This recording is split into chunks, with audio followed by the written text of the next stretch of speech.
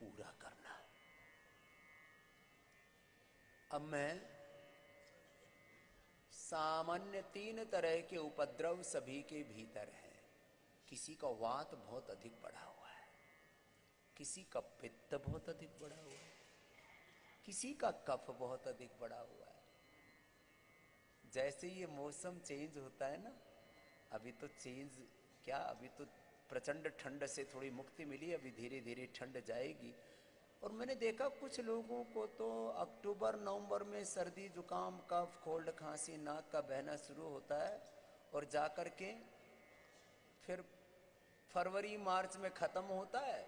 फिर जैसे ही तेज गर्मी आती है फिर दोबारा पकड़ लेता है, फिर 1-2 महीने लगते हैं, फिर वापस बरसात आती है फिर पकड़ लेते हैं, फिर ठंड आती है फिर तो उभरते ही नहीं, एक अलग प्रकार के चक्रव्यूह में जीते रहते हैं। तो सुनो, जिनको बहुत अधिक कफ कोल्ड रहता है ना, वो गुनगुना पानी पिया करो, वो दिव्य पेय पिया करो, दिव्य पेय। और जिनका शरीर अंदर तक पूरा कफ से भरा हुआ है, कर लो थोड़ा बहुत सूक्ष्म व्यायाम कर लो, अंदर तक शरीर कफ से भरा हुआ है, स्थित कोणासन चक्की आसन कर लेना। ऐसे चक्की आसन कर लो, स्थित कोणासन कर लो, थोड़ा थोड़ा कर लो ना। अब हाथ पूरा पंजे के ऊपर तक नहीं जाता है तो यहाँ थोड़ा पिंडलियों के ऊपर तो जाता है, पैर के ऊपर, इधर घुटनों की थोड़ा सा इधर तो आता है, पूरा नहीं आता है तो कोई बात नहीं ना, जितना आता है उतना ही कर लो। सहता सहता करो, सहता सहता करो। जिनको बहुत अधिक कफ कोल्ड रहता है ना, खांसी रहती है तो कंठामृत स्वासारी पंचकोल ये सब देते हैं। फिर बहुत अधिक कफ की प्रकृति है तो उनको हम उपवास करवाते हैं। उपवास से वात पित्त और कफ तीनों का प्रशमन हो जाता है। और किस पर उपवास कराते हैं? या तो द्राक्ष पर, और ज्यादातर को खजूर पर सबसे अनुकूल पड़ता है, खजूर पर उपवास कराते हैं। यही एक माता अभी यहीं आ गई होगी, अब तो 1-2 दिन तो कमरे से ही नहाने के लिए, कफ कोल्ड बहुत था उसको।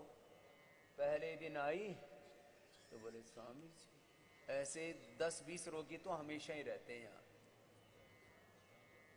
1 मिनट भी सोया नहीं जा रहा। तो मैंने कहा अम्मा ये खजूर कल्प कर लेना और कुछ नहीं खाना, दूसरी चीज, जब प्यास लगे तो दिव्य पेय पी लेना, और कुछ ज्यादा ही खाने की तलब उठे तो चना खा लेना, और कुछ नहीं खाना। क्या हाल है अम्मा? खड़ी हो। ये इतनी परेशान हो रही थी, रो रही थी। ये स्वामी जी ओम। प्रचंड वेग था इसको कफ का। हाँ, क्या नाम है अम्मा? मेरा वीना है जी। वीना, कहाँ से हो? दिल्ली से। दिल्ली से। क्या हाल था बताओ अपना? नहीं, अब तो बहुत ठीक हूँ। न जब आई थी उस दिन का बताना। हाँ जी, जिस दिन आई थी। हाँ उस दिन तो बहुत बुरी हालत थी। हाँ। बहुत ज्यादा खांसी, रुकी नहीं रही थी 1 मिनट के लिए भी। और कब 1 मिनट के लिए भी खांसी नहीं रुक रही थी, जागते हुए नहीं, हाँ, सोते हुए भी। बिल्कुल बिल्कुल। और ये कब से चल रहा था ये कार्यक्रम? 3 महीने से चल रही थी। 3 महीने से चल रही थी ये प्रक्रिया। अक्टूबर एंड से मेरी चल रही थी। अक्टूबर, जब मैं बता रहा था अक्टूबर नवंबर दिसंबर, बिल्कुल बिल्कुल। अब जनवरी हो गई थी, अब फरवरी में प्रवेश कर गई, खांसी रुक ही नहीं रही इसकी। और क्या करवाया था बता? उपवास किया मैंने 3-4 दिन का। किस चीज का उपवास? सिर्फ खजूर का बस, और कुछ नहीं खाया, कुछ नहीं लिया। मैं जब ऐसे को रोगी होता है ना तो मैं उसको थोड़ा सा प्यार से और थोड़ा सा डांट के समझाता हूँ। नहीं नहीं, सब देख खबरदार, यदि इसके सिवा कुछ भी खाया तो न हूंगा मैं जिम्मेदार, और यदि जो मैंने कहा उसको पूरा कर लिया तो 100% होगा फायदा। ये बोली खजूर, खजूर तो सभी खाते हैं। जो मैं उपाय बताता हूँ ये तो सारी दुनिया ही खा पी रही है, लौकी खीरा करेला टमाटर, मैं क्या नया बता रहा हूँ, ये हवन भी सारी दुनिया कर रही है, ऊपर नीचे हाथ पैर भी सारी दुनिया ही मार रही है। जो मैं कराता हूँ सारी दुनिया ही तो कर रही है, लेकिन तरीके से करवाता हूँ, सलीके से। तो 3-4 दिन तो उपवास किया। और औषधि क्या दी थी बता? औषधि कंठ अमृत ले लेती थी अगर कभी थोड़ा सा गला वो लगता था। और संजीवनी वटी थी, और श्वासाहारी, श्वासाहारी, दिव्य पेय पिया, और लपेट लपेट लगाई, पतंजलि बाम की, दिव्य धारा लगा के, और बस्ती करवाई, लंग बस्ती, लंग बस्ती करवाई। अब कितनी खांसी उठती है? अभी तो बहुत बेटर हूँ, बहुत हार्डली 5% 2% रह गई। अब 2 4 5% कभी एक आधी बार याद आ जाती है खांसी थी। इतनी सी होती है। वो बहुत जोर लगा के खांसना पड़ता था गला साफ करने के लिए। ये बुरी हालत थी इसकी। इसको अब ये बात इतनी सी है, अब यहाँ बहुत है। अभी भी यहाँ जब योग हो रहा था, कुछ उज्जाई कराओ तो 50-100 आदमी खांसने लगते हैं। नहीं, मैं तो खुद देख रही हूँ, आपसे बात कर रही हूँ इतनी देर से और खांसी नहीं आ रही। अभी भी खांसी नहीं आ रही इसकी। चलो भाई, बहुत बहुत अभिनंदन। बहुत। क्या नाम है आपका? वीना। वीना की वीणा ठीक से बजने लग गई। चलो, बहुत आशीर्वाद। अब ये बहुत खुश है, और मैंने कहा हवन कुंड के पास बैठा कर ठंड भी नहीं लगेगी और यज्ञ का भी पूरा लाभ मिल जाएगा। देखो, ये तो मैंने बता दिया कफ कोल्ड के लिए। अब जिनको वात बहुत अधिक बढ़ा हुआ, वो क्या करें? वो खाली गिलोय, एलोवेरा, निर्गुंडी का ही पानी पिए। निर्गुंडी पारी जाते, इनका फ्रेश वाटर देते हैं यहाँ पर, और कुछ ना खाएं, खाना नहीं छोड़ते। अजी मर जाएंगे। अरे मरेगा क्यों? कोई उपवास करता है, उसके न मरने की जिम्मेदारी स्वामी रामदेव लेता है। मर जाएंगे जी, कमजोर हो जाएंगे जी, कैसे जिएंगे जी? अरे खा खा करके दुनिया मर रही है, उपवास करके तो एक भी ना मरा कोई। याद रखना, hunger and malnutrition is different thing. Hunger and malnutrition is different thing, and fasting and medicated fasting, ये बिल्कुल अलग तत्व है। उससे कोई मरता नहीं है, तरता है। तो खबरदार, जिनको भी दर्दें हो रही हैं और मरे जा रहे हैं, ये दर्द या दर्द। अब घरों में तुम क्या करते हो? सुबह से शाम तो कुछ ना कुछ ठोका ठोकी चलती रहती है तुम्हारी। जिनको भी दर्दें हैं, आज से सबका 5 दिन का उपवास। कितने दिन का? हाँ, यहाँ 3 दिन का ही उपवास कराते हैं। मैंने एक दिन सारे वैद्य बुला के डांटे। मैंने कहा तुम कुछ ठीक, दिमाग तुम्हारा ठीक है, एक लाइन रख रखिए, 3 दिन का उपवास। मैंने कहा जितने मोटे मोटे हैं हमारे भैया जैसे, और जितने भी जिनको दर्दें बहुत ज्यादा हैं, जिनको कफ कोल्ड बहुत ज्यादा है, जिनके शरीर में टॉक्सिन्स बहुत ज्यादा है, उनको 5 दिन का उपवास कराओ सप्ताह में। बोले जी क्या करें, लोग मानते ही नहीं। मैंने कहा मैं इनको ठोक पीट करके मैं मनाऊंगा इनको, और जो नहीं मानेगा उनको यहां से भगाऊंगा।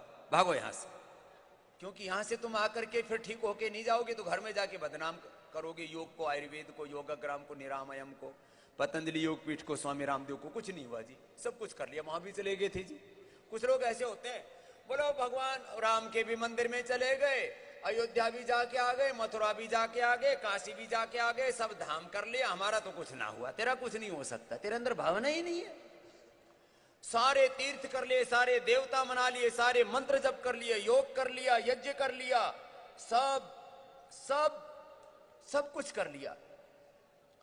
सब कुछ करने के बाद भी ब्याह भी कर लिया, फिर तलाक भी हो गया, पैसे भी कमा लिए, फिर लूट भी गया, तबाह भी हो गया, एनपीए भी हो गया, क्या बोलते हैं उसको, दिवालिया भी हो लिया। बोले जी सब कुछ होके देख लिया, कुछ पता ही नहीं लगा जिंदगी है क्या। अरे थोड़ा सलीके से जी ले जिंदगी को। जिनको भी ज्यादा दर्दे हैं उनका कितने दिन का उपवास? 5 दिन का। और 5 दिन बाद भी खाने को मात्र 1 रोटी मिलेगी, और वो भी गेहूं की नहीं, और वो भी चावल नहीं, रागी और बाजरा की। और किसकी सब्जी के साथ? एटीएम की सब्जी, एलोवेरा, टर्मरिक और मेथी। इसको यहाँ एटीएम बोलते हैं, यहाँ नाम धर रखे नए नए। बहुत लोग तो कंफ्यूज रहते हैं। फिर हमारे पूज्य स्वामी आर्यदेव जी बोले जी इनके नाम कुछ हम उसमें एक तरफ विस्तार से लिख दे, नहीं तो सब लोग ऐसे पर चलिए घूमते रहते हैं जी एटीएम नहीं मिला। एटीएम नहीं मिला, अब उनको पता ही नहीं रहता एटीएम क्या है। तो ये पर्चे के पीछे तैयार हो गया, हाँ उसको प्रिंट करवाओ जल्दी। पर्चे के पीछे तो कंप्यूटर में डाल दो, प्रिंट हो जाएगा। अब शंख प्रक्षालन को एसपी बोलते हैं, कोई एसपी, कोई डीएम, कोई डीआईजी। मैंने कहा ये है क्या एसपी डीएम डीआईजी? अब वो किसी को पता ही नहीं लगता। शंख प्रक्षालन को एसपी, शंख प्रक्षालन एसपी। वो लिखने में शॉर्ट लिखना पड़ता है, छोटी सी जगह में सारी चीजें लिखनी पड़ती हैं। कुछ ऐसा प्रोटोकॉल सा बना रखा है, तो उसको विस्तार से तो सुनो। आसन किया तुमने ठीक से, अनुलोम विलोम कर लो, कपालभाति कर लो, चुपचाप मत बैठो। सबको, जिनको भी ओबेसिटी है, जिनको भी शरीर में बहुत टॉक्सिन्स बढ़े हुए हैं, जिनको भी जोड़ों में दर्द है, 5 दिन तक कुछ नहीं मिलेगा तुमको खाने के लिए। फिर उपवास भी कराएंगे, नीचे से और निकालेंगे और एनिमा और करवाएंगे, फिर ऊपर से जो है थोड़ा बहुत खून खान और निकालेंगे तुम्हारा। अलाबू करेंगे, रक्तमोक्षण करेंगे, और तब तुम ठीक होगे पूरे। पित्त बढ़ा हुआ है तो भी उपवास, किससे? पित्तर पानी से। खाते ही तो एसिडिटी होती है ना, तो पानी पियो। किसका? एलोवेरा का, बीटा ग्रास का, लौकी का जूस पियो। और एसिडिटी के साथ यदि जोड़ों में दर्द भी है, कफ कोल्ड भी है, तो फिर सूप पी लो, लौकी का उपवास करो। वात पित्त कफ तीनों को उपवास जरूरी है। उसमें फिर एलोवेरा, बीटा ग्रास और सौंफ का पानी, पित्तहर पानी पिलाते हैं। जीरा, धनिया, सौंफ, मुलेठी और गुलाब का पानी पिलाते हैं। अपना अपना चलो बैठ जाओ बेटा। रीता जी, सुमति जी, कपालभाति अनुलोम विलोम करो। अपना अपना समझ में आई बात? अब कोलेस्ट्रॉल बढ़ा हुआ है, खाना छोड़ते नहीं। अब जैसे कलो बचाया 700 800 कोलेस्ट्रॉल और 4000 तक। एक मुस्तफा भाई आया था, 4000 उसका ट्राइग्लिसराइड था, 800 कोलेस्ट्रॉल था, एकदम नॉर्मल आ गया। कितने दिन में? 7 दिन में। उपवास कराते हैं, शुद्धिकरण करवाते हैं, सब ठीक हो जाते हैं। जो यहां करवाया जाता है उसको सब पूरा करेंगे। और अभी तो मैंने सबसे आह्वान किया था, जो बड़े बड़े रोगों से जकड़े हुए हैं, आ जाओ 10 तारीख के बाद, फिर जगह नहीं मिलेगी। मेरी बात सुन करके और थोड़ा बहुत डरते डरते पहुंच ही गए, और आपके आते ही ठंड भाग गई। एक बार जोरदार अभिनंदन है सबका। अभी आगे पीछे दाएं बाएं बीच में थोड़ा सा 20-25% थोड़ा सा लोग डर गए थे। डरते बहुत हैं लोग, सर्दी से, गर्मी से, छोटी छोटी चीजों से, कोरोना से, बीमारियों से। अरे डर मत, जो डरा वो मरा, जो नहीं डरेगा वही तरेगा। तो कपालभाति करो, अनुलोम विलोम करो। ये भाई को क्या फायदा हुआ भाई? हाँ जी बोलो बोलो, चालू है माइक। स्वामी जी ओम। जी, प्रातस्मरणीय, प्रतिपल वंदनीय कलियुग के योगेश्वर स्वामी जी को कोटि कोटि प्रणाम। आचार्य बालकृष्ण महाराज जी को कोटि कोटि प्रणाम। हमारे महाराष्ट्र के गौरव आनंददेव महाराज जी को प्रणाम। स्वामी जी 2015 में मेरा एक्सीडेंट हो गया था, उसमें हिप जॉइंट का ऑपरेशन हुआ। हाँ, वो ऑपरेशन हिप जॉइंट का, अच्छा, फिर वो ऑपरेशन फेल हो गया था। डॉक्टर के हलगर जी के पना से फेल हो गया था। उसमें 2 महीने चले गए, 2 महीने में पूरा बेड पर था। फिर सेकंड ऑपरेशन के लिए नागपुर चला गया। नागपुर में मेडिट्रीना में सेकंड ऑपरेशन किया, उसमें 7 महीने लगे, क्योंकि 1 महीने के बाद देखा तो हीलिंग बराबर नहीं था। तो 5 महीने उन्होंने इंजेक्शन देके हीलिंग थोड़ा तो प्रॉपर किया। 3 बार ऑपरेशन करना पड़ा। हे राम, फिर क्या किया? मेरा पैर सीधा रहता था, ऐसा मुड़ता नहीं था ऐसा। इसलिए मैंने फिर हमारे योग शिक्षक वानरे जी के योग क्लास में जाके पहले सीधा पैर करके प्राणायाम करते रहा, प्राणायाम और सूक्ष्म व्यायाम। सीधा पैर करके करते रहे, क्योंकि पैर मुड़ता ही नहीं था। बाद में पेट पर लेटकर मकरासन करके पैर फोल्ड होने लगा। आज मेरा पैर पूरा सीट को टच होता है और कोई भी एक्सरसाइज में कर सकता हूँ। जो सब तरह से बिगाड़ दिया था केस, 2015 से केस एकदम। 2015 से मैं योग शिक्षक करके काम कर रहा हूँ अब और खुद सबको योग की बता रहा सेवा हूँ। में लग गए, सब खुद योग की सेवा में लग गए।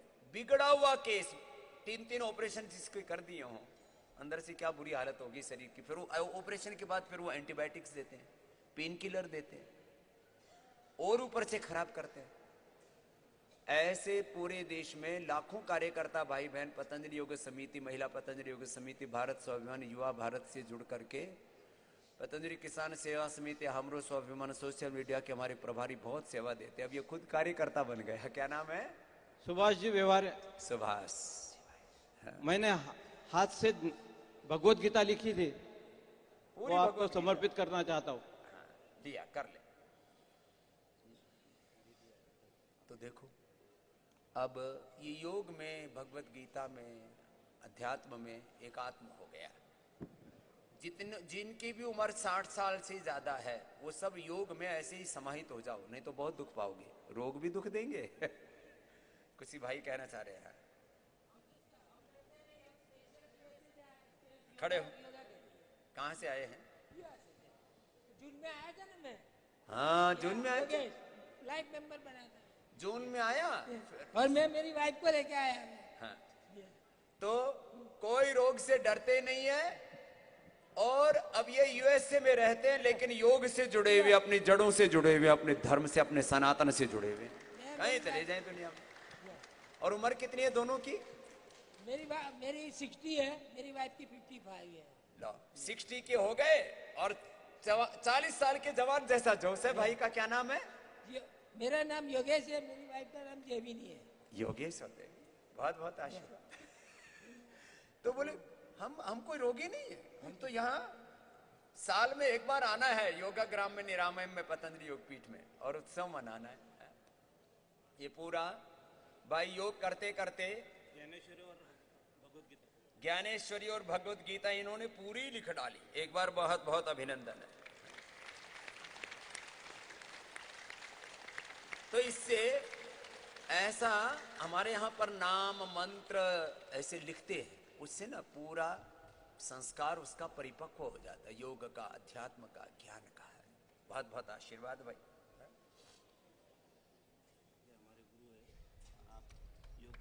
जाओ, 5 साल की प्रतीक्षा की आपके दर्शन को। बहुत आशीर्वाद, ऐसे ही लगे रहो।